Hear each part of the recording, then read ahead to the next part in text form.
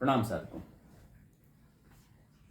एक चीज़ अक्सर देखी जाती है और ये मेरे अभी पर्सनल अनुभव में थोड़ा टाइम पहले ही आया था और फिर मैं ऐसे सोच रही थी कि जो लोग बहुत अच्छे होते हैं या फिर हम लोग काफ़ी दिनों से सत्य व्रत धारण करने की बात कर रहे थे, तो जब हम सत्य की बात करते हैं और सोचते हैं कि नहीं अब हम सब चीज़ अच्छा ही करेंगे और अच्छे कामों में लग जाते हैं, तब हमने देखा है कि परेशानियां ज़्यादा आती हैं। मतलब कई बार तो ये होता है ना कि अच्छे लोगों के साथ परेशानियां ज़्यादा आती हैं, वो ज़्यादा परेशान रहते हैं अपेक्षाकृत वो लोगों की जो झूठ छल प्रपंच लगातार करते रहते हैं और चीज़ों को मैनेज करते रहते हैं, तो वो कम परेशान रहते हैं। और जो लोग अच्छे होते हैं जो हमेशा सत्य का पालन करते हैं वो जनरली ऐसा देखा जाता है कि वो परेशान रहते हैं। ऐसा क्यों होता है? तो ये बात बिल्कुल सही है और बहुत अच्छा प्रश्न आपने पूछा, क्योंकि अगर इस प्रश्न का जवाब ना मिले तो सत्य पे चलने वाले लोग, और या हम कहें कि जो अच्छे लोग हैं, जो अच्छा काम कर रहे हैं, अच्छा सोच रहे हैं, दूसरों के बारे में भी अच्छा सोच रहे हैं और मतलब एक नेकी की ज़िंदगी जी रहे हैं, उनके लिए मोटिवेशन के बजाय डीमोटिवेशन हो जाएगा अगर इस प्रश्न का उत्तर ना मिले।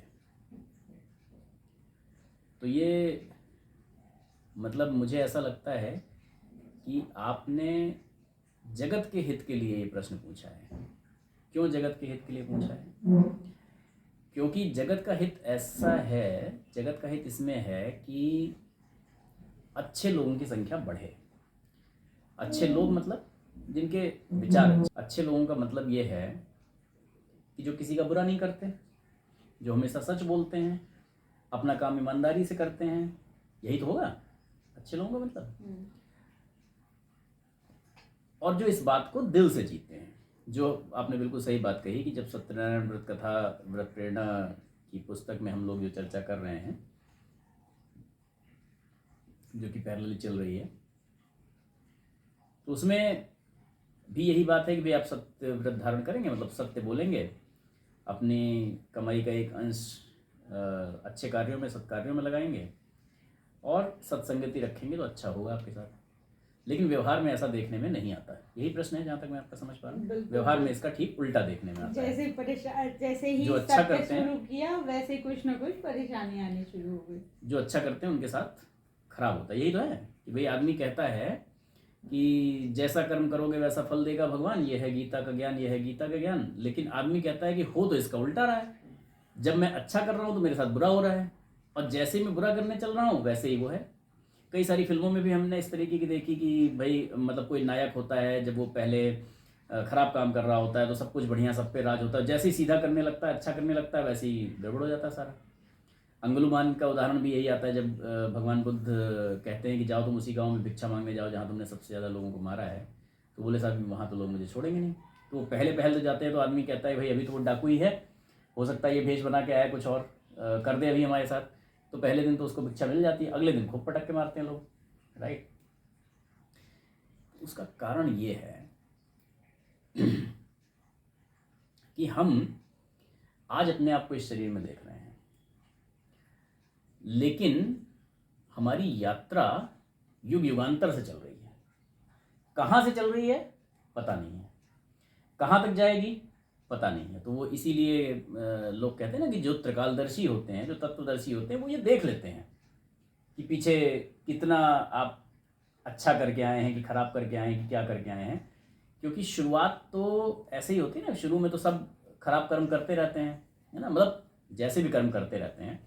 उसके बाद कोई ऐसी घटना होती है, कोई ऐसी ट्रिगर होती है जहाँ से आदमी को ये पता चलता है कि यार इससे काम बनना नहीं है, कुछ सही करना है, राइट। तो जैसे हम कहते हैं कि ये तन जो है, ये शरीर जो है, ये आत्मा का वस्त्र है, वस्त्र बदलते बदलते हम आ रहे हैं, राइट। तो आत्मा कहा जाता है कि श्वेत स्वच्छ धवल है, लेकिन आत्मा के साथ भी जो सूक्ष्म शरीर जुड़ा हुआ है, मन बुद्धि चित्त अहंकार, उस पर कुछ ना कुछ वो संस्कार रह जाते हैं, कुछ संस्कार रह जाते हैं। तो मतलब कपड़े पे दाग जो हैं वो लगे हुए हैं। तो आप ये देखिए, आपको कष्ट तब नहीं आते जब आप अच्छा काम करना शुरू करते हैं, अच्छा काम तो लोग चलते फिरते भी कर देते हैं, भंडारा करवा दिया, कहीं भंडारा हो रहा था तो जितने कुकर्म करने वाले लोग हैं वो सबसे ज़्यादा दान करते हैं, मतलब काफ़ी बढ़ चढ़ के दान करते हैं, क्योंकि उनको भगवान से डर बहुत लगता है कि अरे मैं दान कर दूँ तो हो जाए काम। लेकिन उनको कोई परेशानी नहीं आती और वृद्धि होती चली जाती है। तो और लगता देखने वालों को और उनको भी ऐसा है कि क्योंकि ये इतना दान करते हैं इसलिए ऐसा हो रहा है। वो भी चल रहा है मामला सब। होता तब है जब आप दिल से ये सोच लेते हैं कि भगवान अब मुझे आपकी तरफ आना है, आपकी शरण में आना है, और आप दिल से स्वच्छ, साफ और पवित्र होना चाहते हैं। ऊपर से भले आपको लगता है कि आपने जिंदगी में कुछ भी गलत नहीं किया, लेकिन जब सफाई की बात आती है तो छोटी छोटी बात भी साफ की जाती है। तो जैसे कपड़े की सफाई होती है ना, वैसे ही फिर आपकी सफाई होती है। तो कपड़े की सफाई होती है तो आप क्या करते हैं, आप साबुन लगाएंगे, हैं, फिर ज़्यादा वो है तो ब्रश लेके रगड़ भी देंगे, और भी ज़्यादा है तो वो एक वो मुगरी होती है उसको लेके पीट देंगे, और भी ज़्यादा है तो गर्म पानी में डालेंगे, गर्म पानी में डाल के वो करेंगे, हाँ। और ज़्यादा है तो धोबियाँ धुलने डाल देंगे, तो वो तो लेके पत्थर पे पटक पटक के पीट पीट के बिल्कुल जाने कितना मतलब उसमें करके वो एकदम ऐसा करके धोता है। मुझे याद आ गया जब मैं मतलब कुछ टाइम के लिए अकेले रहता था, मतलब घर से दूर, तो एक रजाई थी। अब रजाई की खोल थी, घर पे तो धुल जाती थी, वहाँ धुल नहीं पा रही थी, 2 महीने हो गए और बड़ी गंदी हो गई। तो हमने अपना धोबी से बात की और हमने कहा भाई खोल तो खुद धो नहीं पाएंगे, अपने शर्ट पैंट तो धो लेते थे, खोल तो नहीं धो पाएंगे। तो हमने धोबी से बात की, पूछा, उसने बताया हाँ ऐसा। हमने कहा बहुत बढ़िया, लो एक कप दे दो। उसने बताया 2 दिन बाद दे देंगे। 2 दिन बाद जब हम लेने गए वो खोल उसने हमें दी, तो हम ये सोच रहे थे कि ये हमारी खोल दे रहा है कि नई तो ला के नहीं दे दी कहीं खरीद के। ऐसी हो गई थी, हम अपनी खोल पहचान ही नहीं पा रहे थे कि यही रजाई खोल है, तो वो तो ऐसा साफ कर देता है फिर। तो भगवान खोल मीन्स रजाई का कवर। हाँ, रजाई का कवर। एक्चुअली ये कई लोग कंफ्यूज हो सकते हैं। खोल हमारे यहाँ की जो गांव की भाषा है उसमें रजाई के कवर को खोल कहते हैं। हाँ, तो वो रजाई का कवर मान लीजिए, उसको खोल मानिए, कुछ भी मानिए, तो वो उसको ऐसा साफ कर दिया। भगवान के पास जब आप जाते हैं या भगवान को जब आप कोई चीज़ चढ़ाते हैं, कोई कपड़ा चढ़ाते हैं, तो नया कपड़ा लाते हैं, या मान लीजिए कुछ लोग जो चेंज भी करते हैं, तो जब भगवान को कपड़ा देते हैं तो ये देखते हैं भाई इसमें जरा भी दाग नहीं होना चाहिए। तो ऐसे ही जब आप चाहते हैं कि आप जो अंश हैं परमात्मा का, जब परमात्मा के पास जाएंगे, जब उसमें मिलेंगे, तो वो बिल्कुल स्वच्छ धवल है, तो उसमें कोई दाग वाली चीज़ प्रवेश कर नहीं सकती, है ना। ये जो मूल अंश है आपका, जिससे आप निकले हैं, वो बिल्कुल साफ थी। तो उसमें जुड़ आप तभी पाएंगे जब आप उसी लेवल के हो जाएं, बिल्कुल साफ हो जाएं। तो उस लेवल का साफ होने के लिए आप ये ना समझिए कि ये दुख आ रहे हैं, आप ये समझिए अभी तो सफाई चल रही है, धुलाई चल रही है। एंड सबसे बड़ी बात है, इसको ऐसे ही समझना चाहिए कि यदि आपने मन में विचार किया कि अब मुझे ईश्वर की तरफ जाना है और उसके बाद आपको कुछ दुख मिलने लगते हैं, तो आप ये समझ जाइए और खुश होइए, ब्लेस्ड, क्योंकि ईश्वर ने भी आपको अपनी तरफ लेने का विचार बना लिया है। बहुत बढ़िया बात। आप वो भी आपको अपने अंदर समाहित करना चाहता है, इसलिए वो उससे पहले की सफाई शुरू कर दी है। और यहाँ पे ये दृष्टि रखना बड़ी ज़रूरी है, क्योंकि अगर आपको ये लगने लगा, मतलब इस धुलाई से तकलीफ होने लगी, अगर भाई देखिए कपड़ा साफ तब होगा जब साफ करने वाले ने भी उसे अपना लिया और कपड़े ने भी सरेंडर कर दिया। अब ठीक है, कपड़ा निर्जीव है, वो अपना कुछ वो व्यक्त रख नहीं सकता, बट 2 मिनट के लिए ये मानिए, कल्पना करिए कि अगर कपड़े की भी अपनी मर्जी है और वो कहने नहीं मैं तो नहीं जा रहा पानी में, मैं तो गर्म पानी में नहीं जाऊँगा, मेरे ऊपर मत लगाओ ये ब्रश मत लगाओ, मुझे पटको मत, तो साफ नहीं हो सकता। वो धोबी मान लीजिए सपोज वो ऐसे पटकने के लिए उसको कपड़े को उठाए और पटके, वो कह नहीं मैं तो हवा में रहूंगा, मैं तो साफ नहीं हो पाएगा ना। तो ये कहने का मतलब ये है कि साफ करने वाले की और साफ होने वाले की, दोनों की जब इच्छा होगी तब सफाई होगी। तो यहाँ आप मतलब तुलना कपड़े से दीजिए, बट आप कपड़ा तो है नहीं, आप सजीव हैं।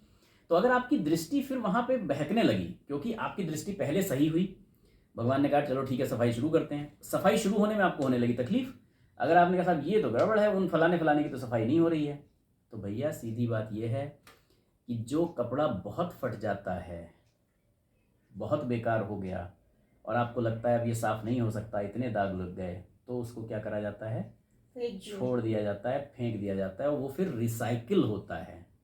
अब रिसाइकिल वो कहाँ पे होगा और कैसे होगा वो आपको पता नहीं चलेगा। आपको दिखता है क्या कि कौन सा कपड़ा कहाँ रिसाइकिल हो रहा है? तो ऐसे ही वो लोग जब रिसाइकिल होंगे तब उनको क्या झेलना पड़ेगा और उनके साथ क्या होगा वो आपको दिखाई नहीं देगा। वो रिसाइकिल की प्रक्रिया बहुत कष्टदायक होती है और कपड़ा रिसाइकिल आपके सामने नहीं होता जब तक आप देखने न जाए रिसाइकलिंग की फैक्ट्री, राइट? तो सबसे बड़ी बात यह है कि आप ये सोचना छोड़ दें कि साहब उनके साथ नहीं हो रहा, अपने से मतलब रखें। जब तक आपकी दृष्टि, यही बहिर्मुखी और अंतर्मुखी का अंतर है, जब तक अंतर्मुखी नहीं हुई, आप बाहर ही देखते रहे कि फलाना तो घूस लेता है, फलाना तो रिश्वत लेता है, लेकिन वो तो दिन दिन उसकी तरक्की होती चली जा रही है, मैं ईमानदारी से हूं, मैं बेचारा किसी तरीके से अपने घर को दो रोटी नहीं खिला पा रहा हूं, है ना, और उस पर भी मैं कहीं जा रहा हूं तो मैं ईमानदारी से चलना चाह रहा हूं, मेरे फाइन कट जा रहे हैं, लोग जो है वो ऐसे ही निकलते चले जा रहे हैं, है ना। तो कहने का मतलब ये है कि आप सबसे पहले अपनी दृष्टि, इसके लिए तैयार होना बड़ा जरूरी है। आपकी दृष्टि ये हो जानी चाहिए कि परमात्मा मुझे अपनी शरण में लो। परमात्मा शरण में लेने से पहले साफ करके लेंगे। जिस पात्र में आप जुड़ना चाहते हैं, जिस एनर्जी में आप जुड़ना चाहते हैं, वो बिल्कुल पवित्र है, वो बिल्कुल श्वेत है। तो एक भी दाग का कण अगर होगा तो आप उसमें जुड़ नहीं पाएंगे। तो जब ऐसा कुछ हो तो आपको आनंद लेना चाहिए। वाह भगवान, आप मुझे ले रहे हो अपनी तरफ, आप मुझे बुला रहे हैं अपनी तरफ, इसका मतलब ये है। अच्छा आपने साबुन लगाया, यही चीज ध्यान रखिएगा। अच्छा आप ब्रश से भी रगड़ रहे हैं, अच्छा आप गर्म पानी में भी डाल रहे हैं, अच्छा आप मुगरी से भी पीट रहे हैं, अरे वाह। अब प्रेस भी कर रहे हैं, जब प्रेस होगा तब भी तो गर्मी फील होगी ना, उसकी हीट होगी, चमक आएगी सुंदर सा। लेकिन चमक आने से पहले वो गर्मी झेलनी पड़ेगी, वो निचोड़ना, वो पीटना, वो सब झेलना पड़ेगा, राइट? तब पवित्र हो पाएंगे, तब साफ हो पाएंगे। और आपको जब ये दृष्टि आपके अंदर डेवलप हो गई, क्योंकि भगवान भी देखते हैं, अच्छा ठीक है भाई आना चाहते हो आओ, और अगर इससे तकलीफ होने लगी तो छोड़ देंगे भाई, इसका मतलब अभी तैयार नहीं है बच्चा हमारा, छोड़ दो अभी, कोई बात नहीं और रहने दो। वो दृष्टि जब आ जाएगी, इसीलिए कहते हैं दृष्टि का अंतर्मुखी होना जरूरी है। जब तक दृष्टि बहिर्मुखी रहेगी तब तक आपको दूसरों की तरक्की देख के और उनके कार्य देख के और तरक्की देख के, ये देख के तकलीफ होती रहेगी कि भाई मेरे साथ तो सही नहीं हो रहा, मेरे साथ तो ईश्वर का न्याय नहीं हो रहा। लगता है मैंने ये सत्यव्रत लेके, मैंने ये ईमानदारी का व्रत लेके, या मैंने ये सच्चाई की राह पकड़ के गलती कर दी है। आपने गलती नहीं की है, लेकिन धुलाई चल रही है, अभी सफाई चल रही है। आप सोचिए, जो इस तरह के आत्माएं होती हैं, जो मुक्त आत्माएं होती हैं, वो तो ये कहती हैं कि भगवान अगर कुछ रह गया है तो उसको अभी इसी जन्म में काट दो। शंकराचार्य की मृत्यु भगंदर के फोड़े से हुई, रामकृष्ण परमहंस की मृत्यु गले के कैंसर से हुई। उनने किसी का क्या बिगाड़ा था? कुछ नहीं बिगाड़ा था। लेकिन दो चीजें, दो कारण होते हैं। एक तो वो ये मानते हैं कि भाई मेरा कुछ भी इस जन्म से आगे ट्रांसफर ना हो, अगर कहीं भी मैंने कुछ भी गलत सोच कर दी है, कुछ भी कर दिया है। दूसरा, वो बहुत सारे लोग जो अपने पास आते हैं, बहुत सारे लोग आते हैं, हम साहब बड़े परेशान हैं, बाबा बहुत दुखी हैं, ऐसा है वैसा है, तो कई बार हाथ रखते हैं ना और उनकी पीड़ाएं खत्म हो जाती हैं, तो उसको भी अपने ऊपर ले लेते हैं। लेकिन वो जो अपने ऊपर ले लिया, उसको क्योंकि वो अपने साथ लेके जाना नहीं चाहते, ट्रांसफर नहीं करना चाहते, तो वो चाहते हैं इसी शरीर को ये दुख मिलके यहीं पे खत्म हो जाए। तो जब ये वाली दृष्टि आ जाएगी तब वो है। और मैं ये भी कहता हूं कि जब तक ये दृष्टि डेवलप नहीं हुई है तब तक प्रभु से शक्ति मांगिए कि मेरे पास ये मुझे दृष्टि डेवलप हो जाए, तब मेरी धुलाई सफाई शुरू करिए। क्योंकि धुलाई सफाई शुरू मतलब देखिए, ईश्वर तक पहुंचने का काम, वही वाली बात की मतलब आप ईश्वर के साथ काम करना चाहते हैं, आप ईश्वर के घर में रहना चाहते हैं, आप ईश्वर के साथ मिलना चाहते हैं। भाई अगर आपको प्रधानमंत्री से मिलने जाना तो कितने सिक्योरिटी चेक होते हैं पहले, आप जा नहीं सकते आसानी से। तो जो ऐसे ऐसे जाने कितने प्रधानमंत्री बना सकता है, आप तो उसके घर में परमानेंट रहना चाहते हैं, उसके साथ रहना चाहते हैं, उसके जैसा हो जाना चाहते हैं, तो वो आपको अपने जैसा बना रहे हैं। बहुत बड़ी कृपा हो गई है आपके ऊपर एक्चुअली, कि आपको उन्होंने इस काबिल मान लिया कि हाँ अब आप आ सकते हो मेरे पास। लेकिन वो जो सारे चेक पॉइंट हैं, वो जो सारी सिक्योरिटीज हैं, वो क्रॉस करके जाना पड़ेगा। आप बोलो नहीं साहब ये तो मैं क्रॉस नहीं करूँगा, आदमी कहेगा भाई साहब फिर आप बाहर ही रहो, फिर आपको जाने नहीं दिया जा सकता। सो आई होप कि मैंने आपकी प्रश्न का जहाँ तक संभव था, जहाँ तक मेरी अपनी बुद्धि में था, संतोषजनक उत्तर दिया। और मुझे लगता है कि आप लोग भी संतुष्ट हुए होंगे। यदि आपका फिर इस पर कोई प्रति प्रश्न है, या आपको लगता है कि नहीं ये बात ऐसी नहीं है, आपका अनुभव कुछ और है, या आप इससे अलग कुछ राय रखते हैं, रखना चाहते हैं, या अपना कोई प्रश्न रखना चाहते हैं, तो कमेंट सेक्शन में हमें लिख के ज़रूर बताइए। उससे पहले यदि आप चैनल पर नए आए हैं तो चैनल को सब्सक्राइब कर लीजिएगा। यदि आपको हमारा ये प्रयास अच्छा लगता है तो आप चैनल को लाइक करना मत भूलिएगा, और लाइक करना भूल भी जाएं तो शेयर करना बिल्कुल मत भूलिएगा। एंड साथ में ही बेल आइकन जरूर दबा दीजिएगा ताकि हमारे जो वीडियो आगे आने वाले हैं उनका नोटिफिकेशन आपको मिलता रहे।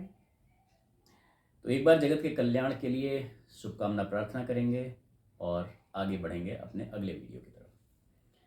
ओम स्वस्ति प्रजाभ्यः परिपालयन्तां न्याय्येन मार्गेण महिषः गोब्राह्मणेभ्यः शुभमस्तु नित्यं लोकाः समस्ताः सुखिनो भवन्तु सर्वे भवन्तु सुखिनः सर्वे सन्तु निरामयाः सर्वे भद्राणि पश्यन्तु मा कश्चित् दुःखमाप्नुयात् श्रद्धां मेधां यशः प्रज्ञां विद्यां पुष्टिं श्रियं बलं तेज आयुष्यमारोग्यं देहि मे हव्यवाहन प्रणाम।